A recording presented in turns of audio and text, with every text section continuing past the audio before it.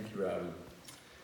Our next friend of the stage is Diane Gibson, who will be reading a note from Tia Lindemann.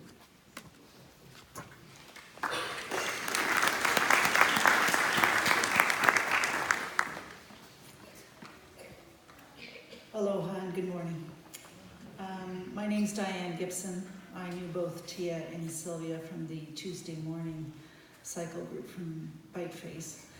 And Tia couldn't be here today, so she has asked me to speak for her. So please listen to what I'm saying and hear it in Tia's voice and in her spirit. I still remember the day I met Sylvia back in January of 2013 at Rocking Chair Ranch. She was wearing jean shorts, an old t-shirt, and shoes that had seen better days. She was kind and bubbly, and I remember looking at the muscles in her legs and thinking, she must work out or something. She was an amazing horseback rider and trainer. She could take a horse with very little natural ability and make it look incredibly talented. This is why I started taking lessons with her. And she was a bit concerned at my lack of cardiovascular ability. She said that she was a runner and suggested I try it. So I asked, well, how far do you run? And she said, well, I'm training to run 100 miles.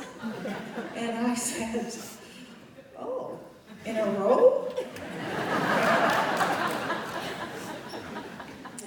We became fast friends, even though I thought she was crazy with all her running and biking.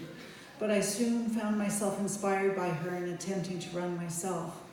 She was so encouraging, even though it took me 6 months to be able to run 3 miles. I was surprised one day when she offered to run with me. Little did I know that my 5K pace matched her 100-mile pace. Eventually, she convinced me to try a half marathon. The long runs were tough, and I often thought I might pass out or give up, so she would try and run with me. We would talk about everything from childhood, college, future plans, and failures. My heart rate would end up at 180 going up those hills, and I could no longer speak through my frantic gasps for air. But Sylvia would just keep chatting like everything was fine, which would keep me from giving up and walking. Tiff was usually with us, riding her bike, and she would join me in the groaning at the hills, and we would stop and share an energy gel at the top. Tiff didn't like it if we stopped talking, so we usually didn't. I loved hearing about Sylvia's race adventures, whether it was getting sick from too much Gatorade at the finish, a potential ballistic missile attack, or losing her cell phone while trying to swim across a river that was supposed to be only 4 inches, but had rose to 4 feet. Sylvia had the best stories, and she was fabulous at telling them. She loved running, and her love for it was contagious. Sylvia loved animals and anything to do with nature. She had a soft spot in her heart for birds. I can't tell you how many times she would find a sick baby bird, bring it home, and nurse it back to health. It's like these birds knew she would save them, as they would practically fall on her at the horse barn. One day, my husband and I heard an odd bird noise in our backyard. We went out to find a cockatiel.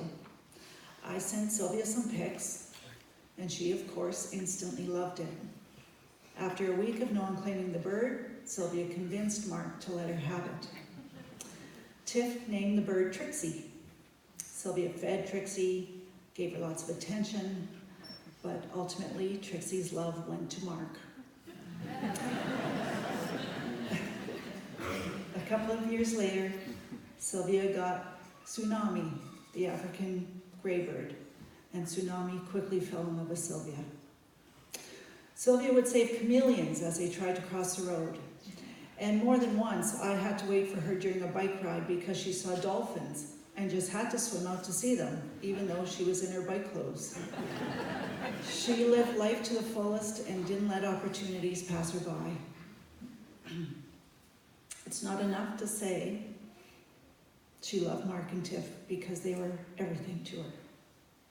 She would tell me stories of meeting Mark in college and how he saved her and helped her to purchase her horse Lex. In her fourth Hurt 100 race, she almost had to quit after breaking a rib.